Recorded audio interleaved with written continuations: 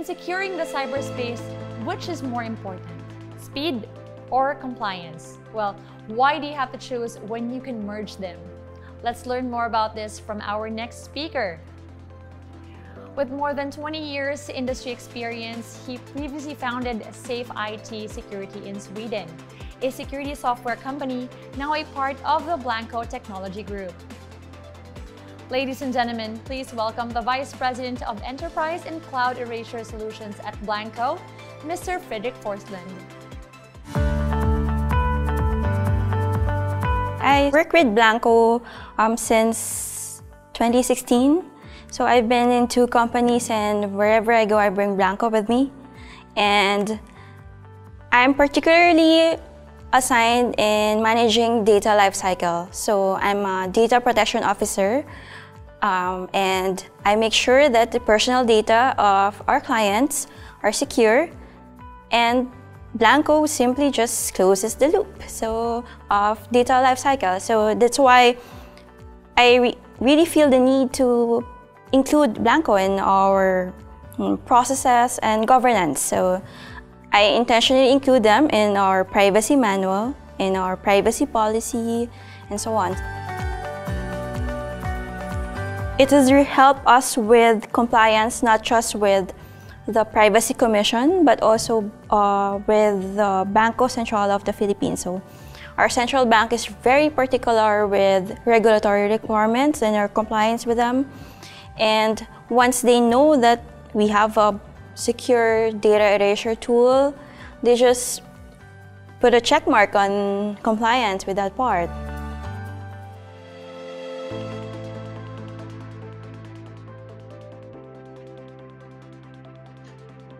Hello for all my friends at the ISOG. I wish I could be there in person. But today, me, Fredrik Forslund, will have to join from Sweden via video link.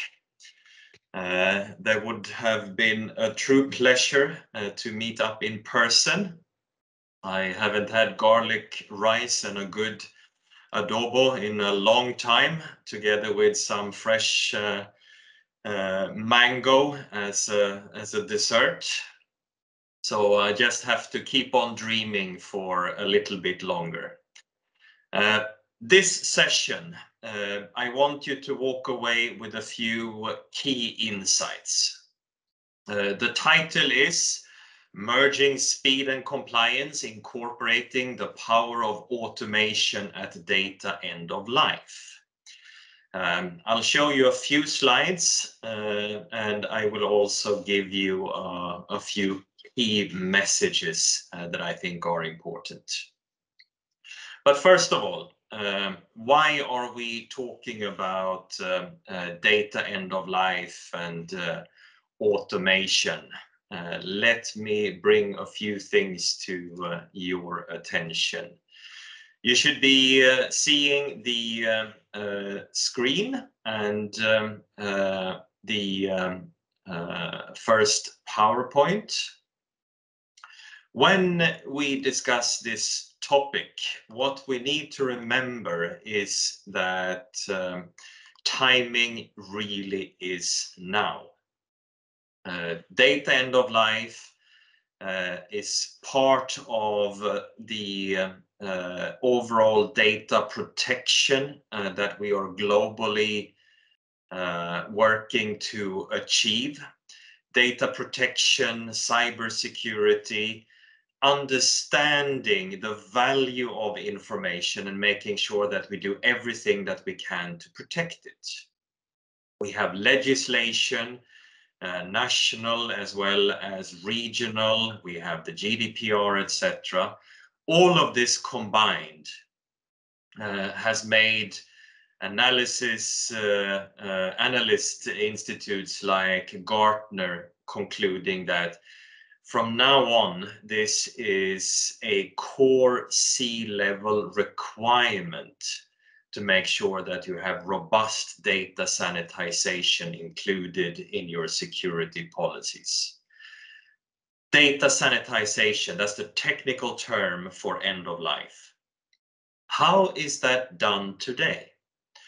Well, when we look at the key method around the globe, we are still seeing physical destruction. This is how many organizations still choose to protect their data. This is not easy. Actually, you have to do it a lot better than what we see on this picture. Just drilling a hole is not going to give you good data protection long term. You have to follow very strict regulations on how to destroy. But why destroy today? That's the big question. We know that when you remove hard drives from systems to protect data, you destroy them, you will end up with a much bigger risk for sustainability challenges, where equipment might go to e-waste rather than reuse and creating value in the system. But with this in mind, let me revert back to how things have been developing. I'm closing the slides for now. And look at this. This is a floppy disk. 20 years ago, you could achieve data sanitization, data end of life, not through that much automation, but by plugging this into an IBM compatible desktop and running your Erasure. How does it work today? Let me bring you back to an interesting picture that will give a quick illustration of how things today are working. And now you should be seeing my very much advanced current floppy disk. So when you look at data sanitization, data end of life, you have a really interesting technical opportunity to create automated workflows that will allow you to incorporate this security operation into your existing asset management processes. When you do this, you can design very detailed processes. You can achieve the highest possible security, but also, like this example states, when you have this kind of automation, you can scale a process and achieve a tremendous efficiency gain. If we look at a data center only a few years ago, and you had a planned decommissioning of servers, for example, the normal procedure would be to hands-on remove the servers, take out the drives, unscrew the drive from cradles, then process each drive individually, either through some sort of destruction process or maybe running a sanitization drive by drive.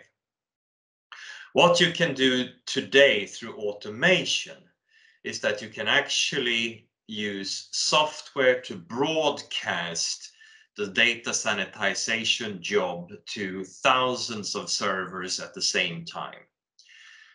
Run everything according to central policies that have been designed and generating a workflow that will give you exactly the kind of security requirements that maybe your global policy is stipulating.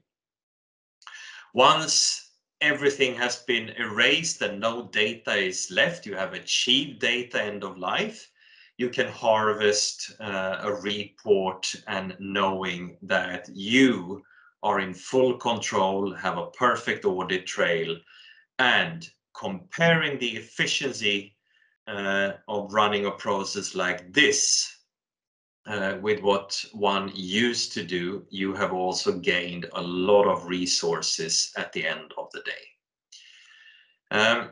Let me show you another technical advancement that has happened over the last couple of years. When you are managing your assets, your IT assets today, most likely you are starting to use platforms with different tools and processes in place. ServiceNow is one of the biggest platforms in the world, growing with double digits. If you're using, for example, ServiceNow, you can fully incorporate the data end of life, the data sanitization.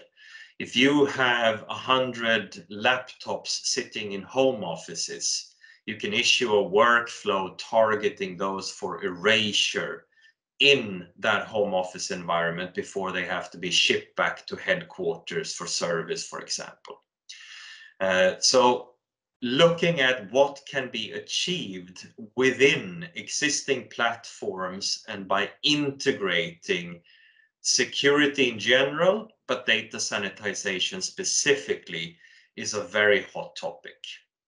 And not only for ServiceNow, we can run it in a Microsoft environment where you have Intune and device management as another example, and there are plenty more good integration examples.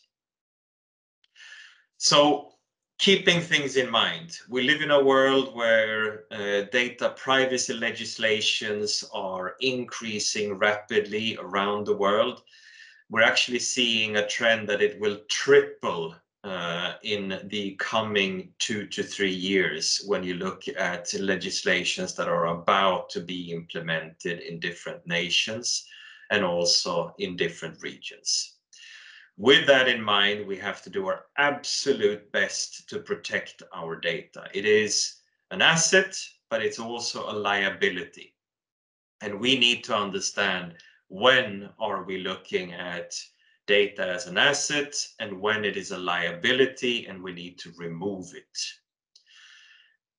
We have clear guidelines that have become global standards on how to do this. So there is definitely no doubt that you can achieve the highest level of purge security when incorporating and automating these processes. Audit trail, this is the key. This is how you prove to your auditors, external or internal, that you have good processes in place and that those processes are delivering the kind of security according to standards and guidelines that we want to see. This is an example of how a NIST 800-88 compliant report can look like.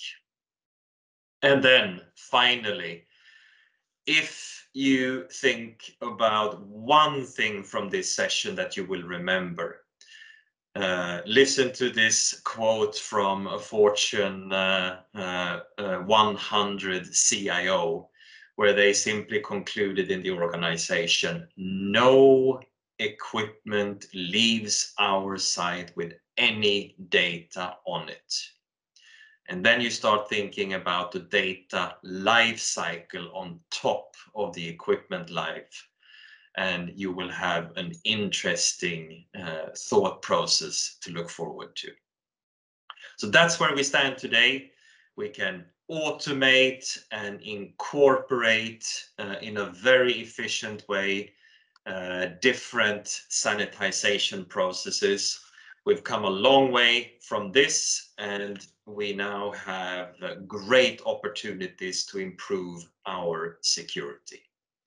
Thank you very much. I hope the video has worked well, that you're all great, and hopefully that we can interact soon in a Q&A or even a live meeting. Thank you very much. Bye from Sweden.